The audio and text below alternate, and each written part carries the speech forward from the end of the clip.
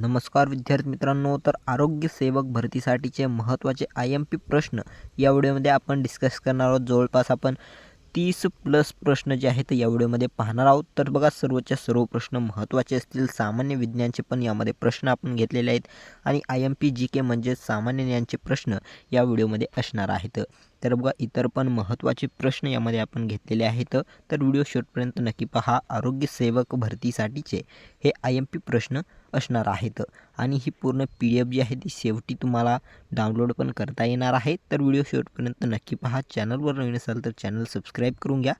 तर बघा, पहिला प्रश्न आपल्या समोर आहे. तर बघा, जिल्हा परिषद भरतीमध्ये आरोग्यसेवक या पदासाठी खूप जणांनी अर्ज केलेले आहेत. तर लवकरच याच्या परीक्षा कंडक्ट होऊ शकतात. तर त्यासाठी नक्कीच तुम्हाला यापासून फायदा होणार आहे. तर बघा, पहिला प्रश्न आहे, मानवी शरीरातील कोणत्या पेशी रोगजंतूंचा प्रतिकार करू शकतात? तर बघा, उत्तर आहे पांढऱ्या पेशी रोगजंतूंचा प्रतिकार करू शकतात. तर बघा, व्हाईट सेल जे आहेत त्या रोगजंतूंचा प्रतिकार करू शकतात.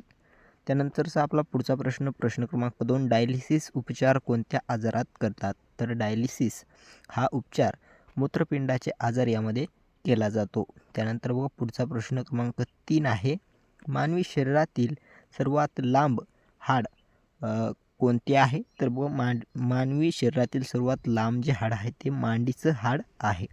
तर उत्तर आहे आपलं मांडीचे हाड.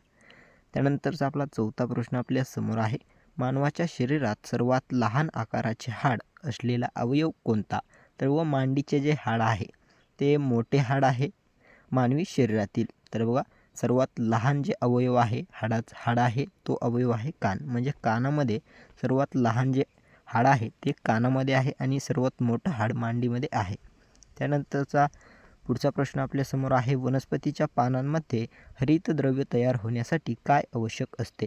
वनस्पतींच्या पानांमध्ये हरितद्रव्य तयार होण्यासाठी सूर्यप्रकाशाची आवश्यकता असते. त्यानंतर पुढचा प्रश्न क्रमांक 6, विजेच्या दिव्यात कोणत्या धातूची तार वापरतात? तर बघा, महत्त्वाचा प्रश्न आणि बऱ्याच परीक्षांसाठी विचारण्यात आलेला, सरळ सेवा परीक्षेसाठी विचारण्यात आलेला हा प्रश्न आहे. तर विजेच्या दिव्यात टंगस्टनची जी तार आहे ती वापरली जाते. त्यानंतरचा आपला 7वा प्रश्न आपल्या समोर आहे, सूर्यकिरण पृथ्वीवर पोचण्यास किती वेळ लागतो? तर बघा, अत्यंत बेसिक प्रश्न आहेत आणि महत्त्वाचे हे पण प्रश्न तुमच्यासाठी असणार आहे.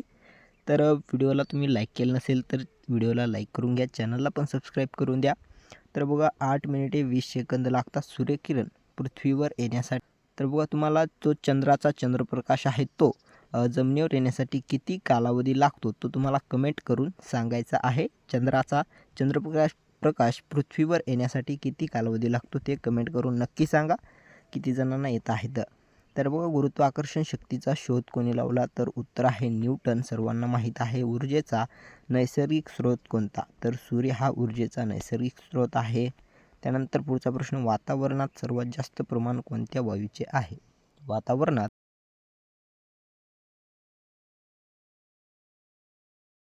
तर बघा, आता इथून पुढं आपण महत्त्वाचे जे IMP प्रश्न आहेत GKचे असतील, म्हणजे सामान्य ज्ञान या विषयाचे प्रश्न खाली आपण पाहणार आहोत.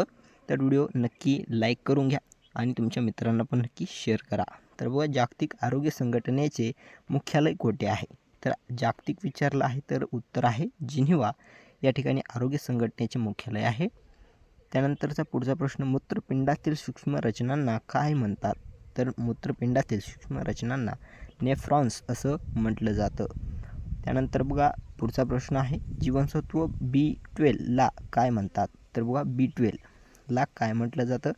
तर बघा, उत्तर आपल्याला खाली दिलं आहे, सायनो कोबॉलॅमिन असं म्हटलं जातं जीवनसत्व B12 याला.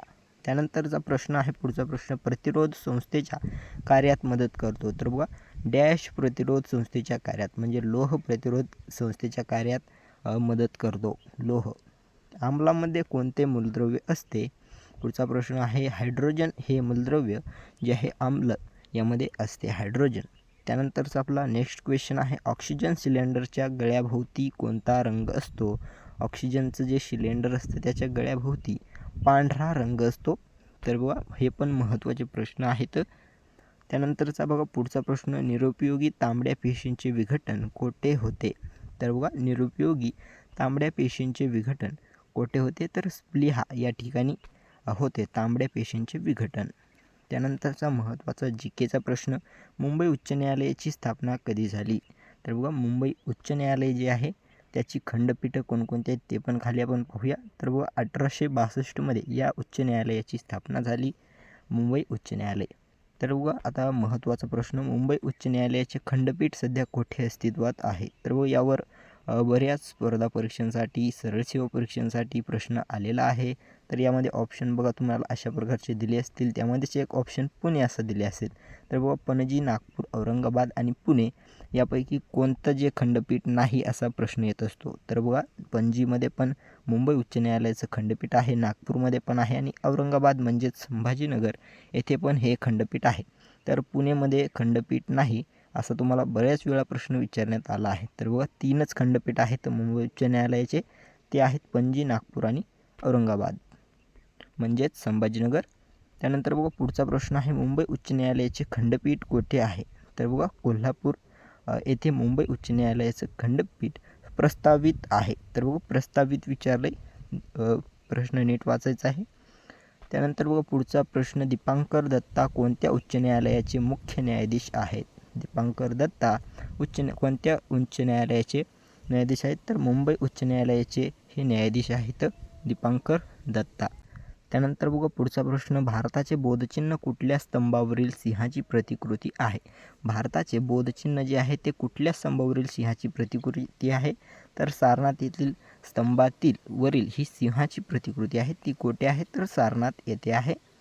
त्यानंतरचा नेक्स्ट क्वेश्चन आहे, भारतीय राज्यघटनेनुसार शोषणाविरुद्ध हक्क कोणत्या कलमांतर्गत दिले आहेत? शोषणाविरुद्ध हक्क कोणत्या कलमात दिलेत? तर कलम 23 ते 24 यामध्ये शोषणाविरुद्ध हक्क दिलेले आहेत. तर देशात एकूण किती राज्य आहेत? तर 29 घटक राज्य आहेत. त्यानंतर पुढचा प्रश्न, कलम 36 व 51 अंतर्गत कशाचे महत्त्व विशद केले आहे? तर कलम 36 आणि 51मध्ये मार्गदर्शक तत्त्वांचं महत्त्व सांगितलेलं आहे. त्यानंतर आपला पुढचा प्रश्न, भारतातील पहिली महिला वकील कोणती ज्यांची सर्वोच्च न्यायालयात न्यायाधीश म्हणून नियुक्ती झाली? तर बघा आत्ताच एक जिल्हा न्यायालयाच्या जाहिराती प्रसिद्ध झालेल्या आहेत मुंबई उच्च न्यायालयाअंतर्गत. तर बघा त्या परीक्षेसाठी, क्लर्कच्या परीक्षेसाठी, शिपाई हमालच्या परीक्षेसाठी महत्त्वाचे वरील काही प्रश्न असणार आहेत. त्यामुळे तुमचे मित्र जर तयारी करत असतील तर नक्की व्हिडिओ त्यांना पण शेअर करा. आणि महत्त्वाचं म्हणजे आरोग्य सेवक या पदासाठी पण हे प्रश्न IMP असणार आहेत आणि कुठल्याही सरळ सेवा भरतीसाठीचे हे IMP क्वेश्चन्स आहेत. तर बघा इंदू मल्होत्रा ह्या पहिल्या महिला वकील होत्या ज्यांनी सर्वोच्च न्यायालयात न्यायाधीश म्हणून नियुक्ती झालेली आहे. तर बघा सर्वोच्च न्यायालयात सरन्यायाधीशांसह एकूण किती न्यायाधीश असतात? तर 31 असतात. त्यानंतरचा पुढचा प्रश्न आहे, उच्च न्यायालयाचे न्यायाधीश आपला राजीनामा कोणाला देतात? तर बघा राष्ट्रपती यांना देतात उच्च न्यायालयाचे न्यायाधीश आपला राजीनामा. त्यानंतर बघा महत्त्वाचा आणि शेवटचा प्रश्न, राज्य शासनाला कायदेविषयक सल्ला कोण देतो? तर महाधिवक्ता म्हणजेच बघा राष्ट्रपती असं आपण म्हणू शकतो. तर बघा राज्य शासनाला कायदेविषयक सल्ला कोण देतो? तर महाधिवक्ता देतो. तर बघा पूर्ण PDF जर डाउनलोड करायची असेल तर टेलिग्रामची लिंक खाली डिस्क्रिप्शन बॉक्समध्ये दिली आहे, तिथं जाऊन तुम्ही जॉईन होऊ शकता आणि पूर्ण PDF डाउनलोड करू शकता. धन्यवाद.